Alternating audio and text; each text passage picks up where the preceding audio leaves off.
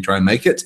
I'm Adrian. I work here at the in the marketing team at FreeAgent, and I'm joined as always by our chief accountant Emily, who is here to help us with this session, which is going to be all about taking on your first employee.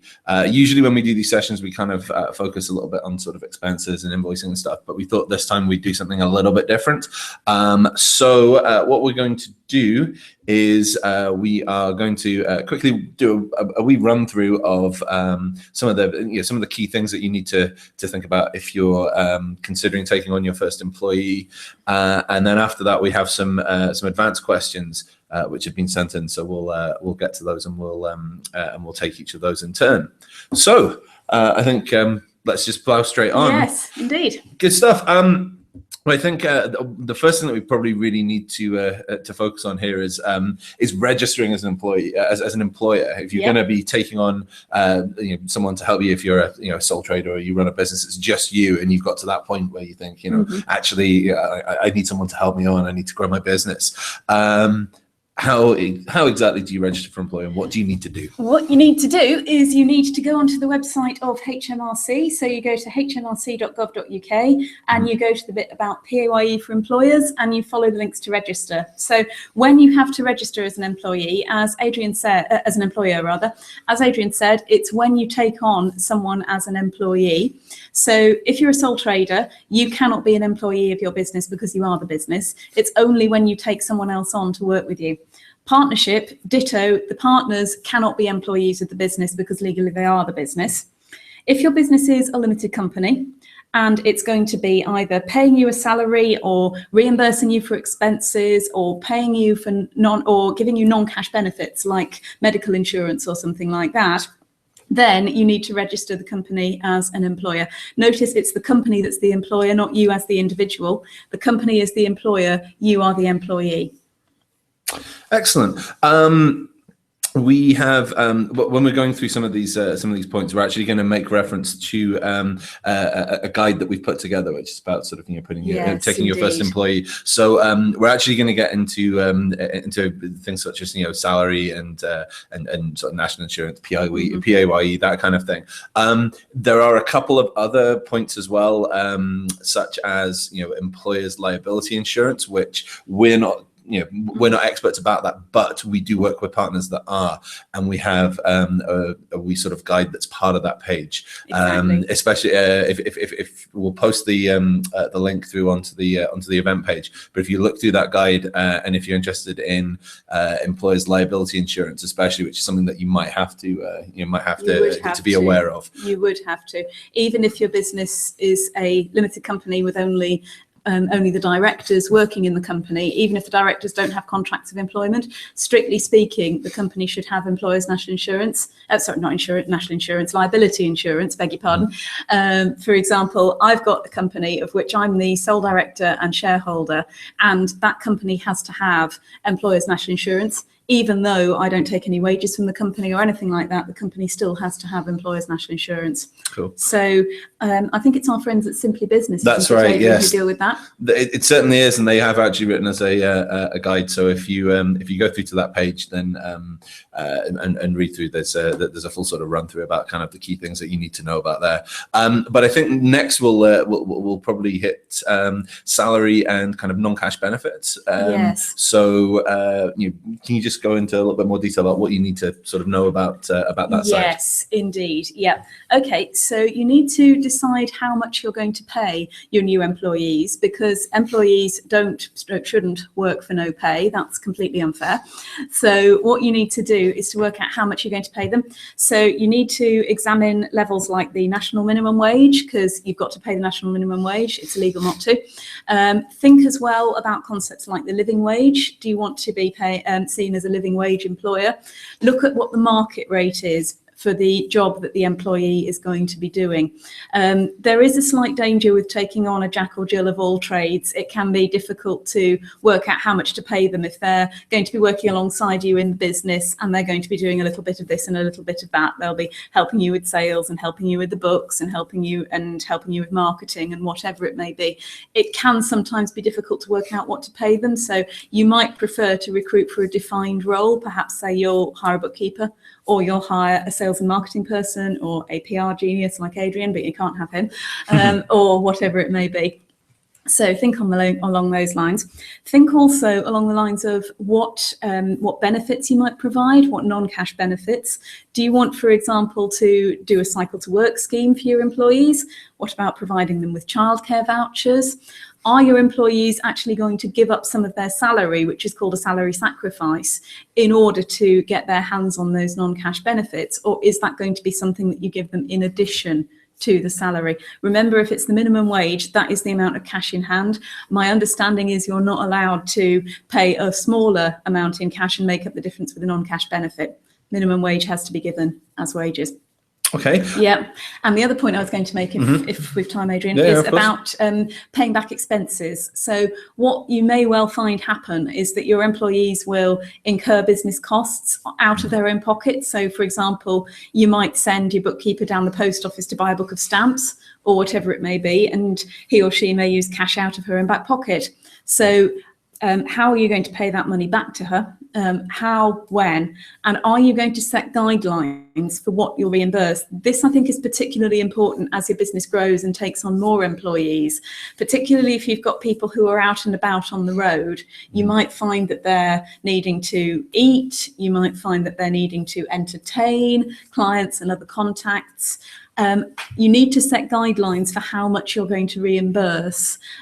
So, for example, you don't really want to be reimbursing your employees for expensive lunches at the Ritz. I remember our first marketing director stitched me up on one occasion by pretending the only place you could get into in London was the Dorchester. He said, look, it's that or a park bench. What do you want? So make sure you've got those guidelines in place to try and stop that happening. I hasten to add, we did not pay for him to go to the Dorchester. That's before my time. It was.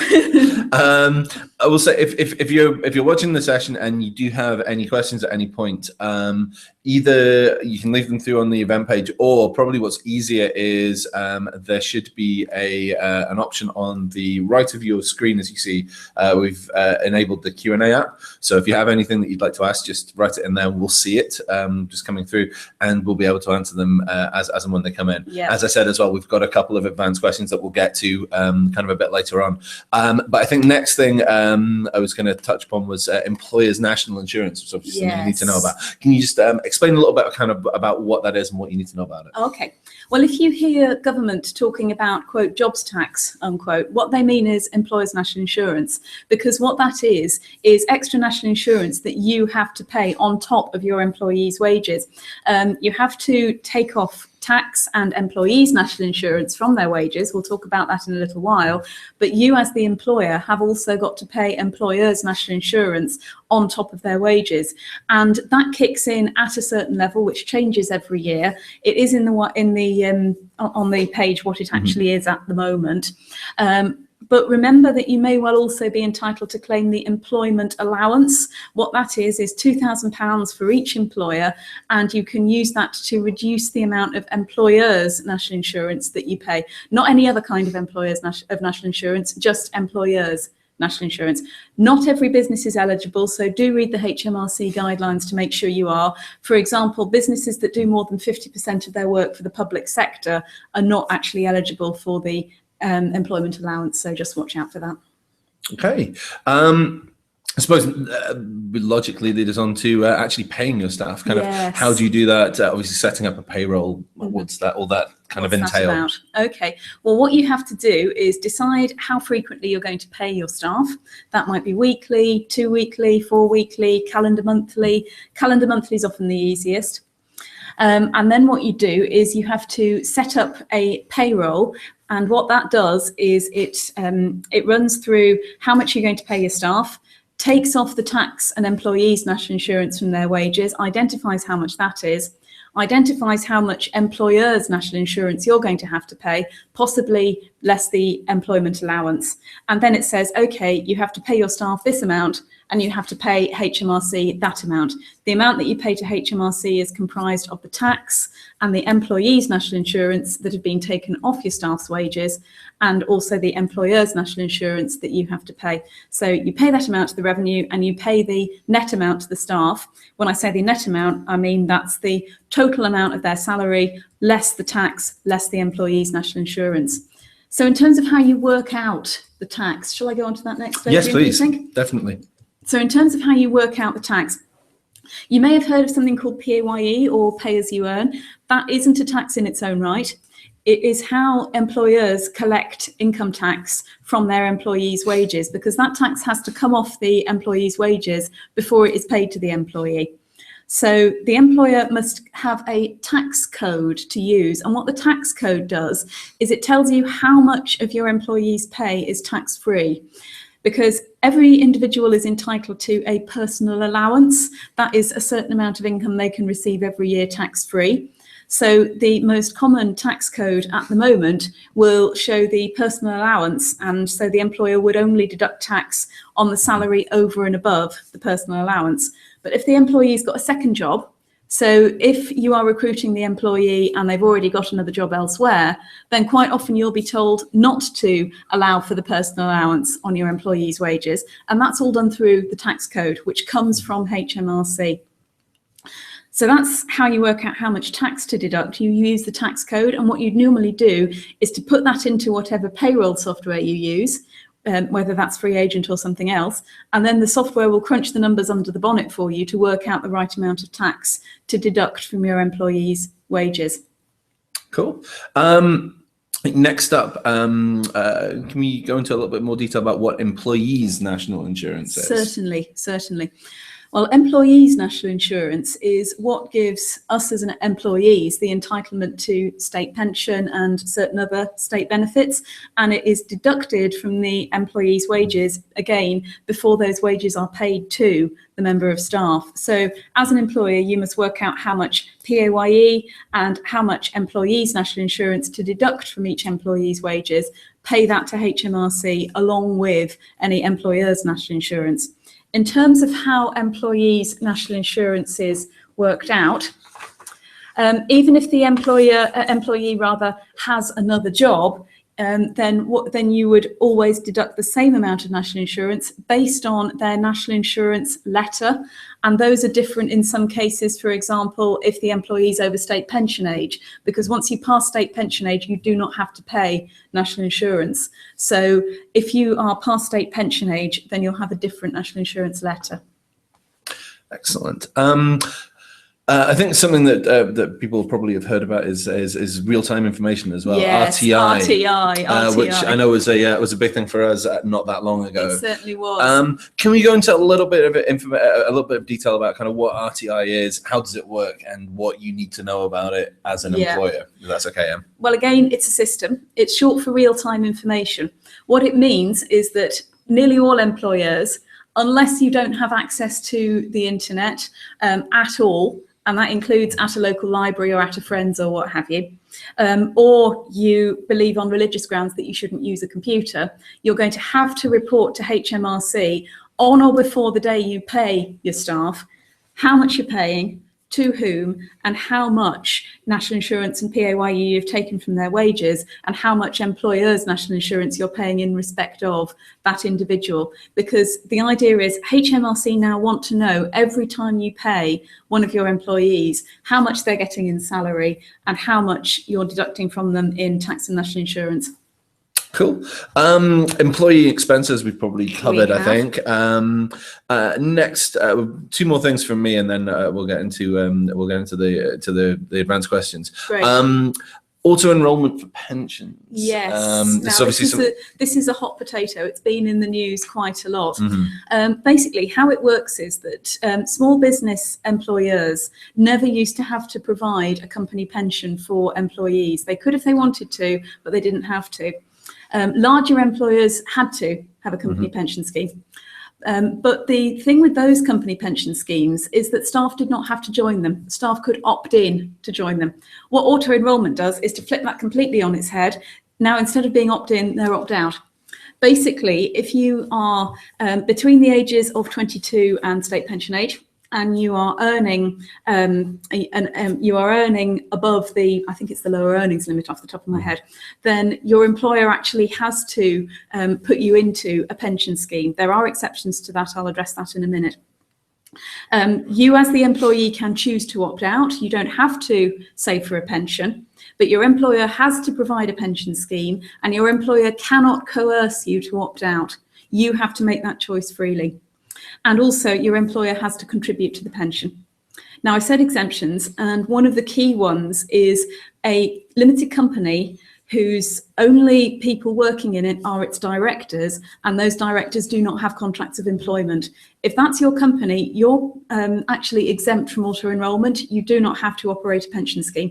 Now, from my point of view, certainly for my own limited company, that was a terrific relief, because I really did not want to run the pension through that company. I get my pension through FreeAgent, so that was good. If you do have to go into auto-enrolment, then what will happen is you have what's called a staging date, which is the date from which you have to start putting in place the operation of the pension scheme. HMRC will notify you when that is. If you're exempt, then you can write back to them and explain that you're exempt. Otherwise, you have to follow the due processes to put your pension scheme in place and start taking pension contributions from your employees' wages and paying contributions in yourself, because the government wants to make sure we've all saved enough for our retirement.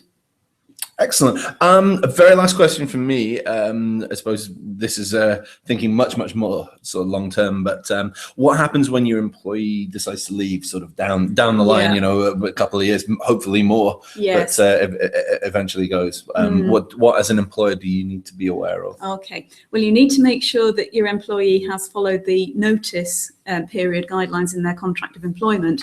By the way, speaking of contracts of employment, we have got, as part of our webpage, we've got some guidance around employment law written by Lawbite. You can also find some useful information on the ACAS website that's all about employment law, contracts of employment and what have you.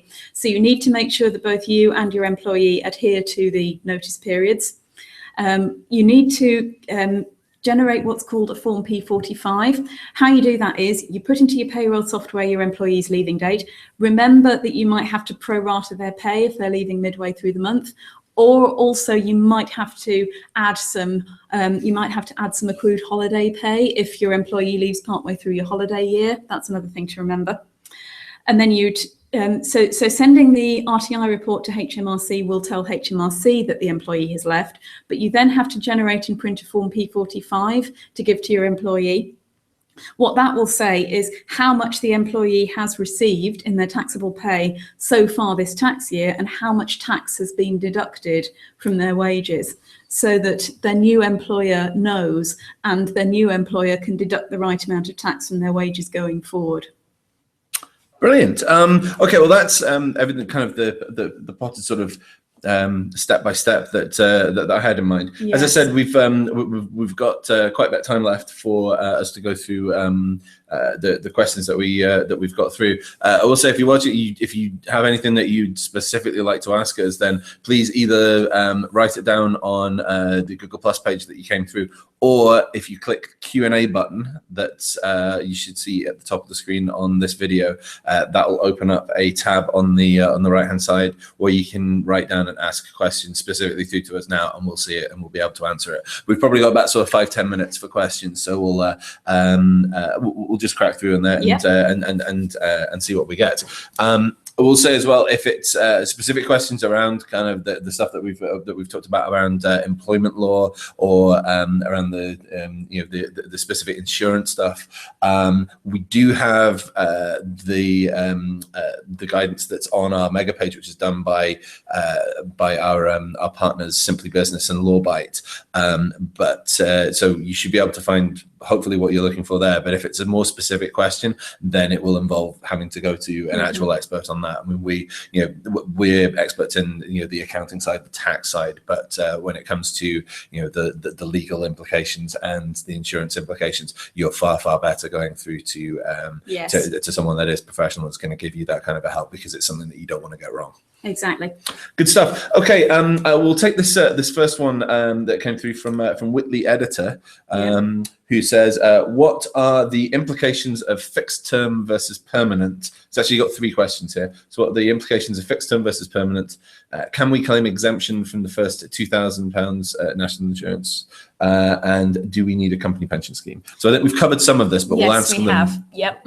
Specifically. Fixed term versus permanent, that's to do with employment law. So I'd recommend that you address that with Lawbite or possibly with your own solicitor.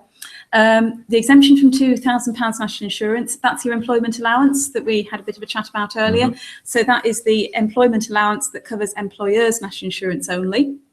And also the point about do you need a company pension scheme, that's your auto-enrolment. If you have employees other than company directors who don't have contracts of employment, the answer is yes, you do. Excellent. Nice and short and sweet. I hope that helps you, Whitney. Next question is from Ken Edwards, who says, will FreeAgent help to cope with managing the new automatic enrollment regulations? I was concerned to read that PAYE Tools does not, despite it being a government initiative, as is the new pensions regulator. Some joined up thinking from HMG would help as small businesses grow. Can FreeAgent help? Right. Well, at the minute, the honest answer is no. We do not support auto-enrolment, and we don't have plans to support it imminently. The reason for that is that over 80% of our UK customer base would actually fall into the exempt bracket: sole traders and partnerships with no employees other than the business owners, or limited companies with no employees other than the directors. But it's a fair call that businesses might want to take on employees and grow. And of course, we do have customers who've got more employees than none or just the directors. So we are looking at how we might support perhaps the possibility to export data to a pension provider, but that is still in the future for now. And I can't promise if and when. Okay. Next question here from Neil Young, who says, I'm a sole trader and I often have the need for an employee, but I can't guarantee any level of work. Although 0 hours contracts are attractive, I'm not a fan, as I don't feel I'd get any commitment or loyalty. My other problem is that I don't know if I could afford to employ anyone.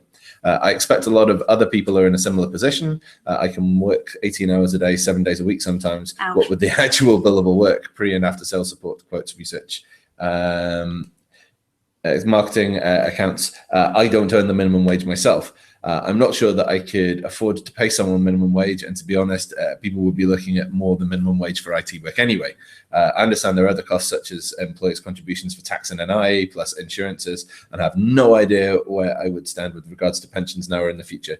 Is there any help available from the government to offset some of these costs? Yeah. Okay, Neil, you are right. You would have to comply with minimum wage legislation if you took an employee on. You would also need to comply with auto-enrolment rules, as we've discussed, that say that employers must set up and contribute to pension schemes for qualifying employees. Unfortunately, I don't know of any financial help that's available from the government for the cost of recruiting staff, though you might go through something like startup loans and look to source finance to help grow your business. And of course, part of that would be staff salaries and so forth. One possible option, rather than actually employing staff, might be to outsource the work to other small business owners, perhaps hire a bookkeeper for a few hours a week who is an independent bookkeeper with his own business. That way, you don't have to pay someone when you don't need work done. And also, you don't have the obligation to provide that person with work, which you do for an employee. So that's one possible solution. Cool. Okay, Neil, thank you for your question. I hope that helps. Should we take this one first, yes, just in case we've had a question in from Kevin, who's just popped a question on the Q&A tab. If anyone else has a question they want to send us, do that next couple of minutes, because we'll probably be wrapping up pretty quickly. So if there's something you desperately want to ask us, then get in quick. But Kevin says, any tips on where to advertise a job? Good question, Kevin. It honestly depends on what you're recruiting for. for. You might, for example, if you're looking for a bookkeeper, try and source one through the Institute of Certified Bookkeepers. Twitter's a good place. For example, if you've put up the job description on your website, which is a very good idea, then try tweeting it out, try sharing it on Facebook, LinkedIn, Google+, wherever you're active on social media. It may well be that you find one of your customers might want to come and work for you. We've got at least one former customer in the FreeAgent support team who who contacted us to ask about how the software worked, and then she said, look, I think you're fantastic, I think your team's fantastic, please can I join? And 4 years later she's still here. So that is one possible area. Recruitment agencies, you might have mixed experiences with. Some of them charge a flat fee for advertising, others take a percentage of the employee's salary. I would probably say seek a recommendation if you're thinking of using a recruitment agency.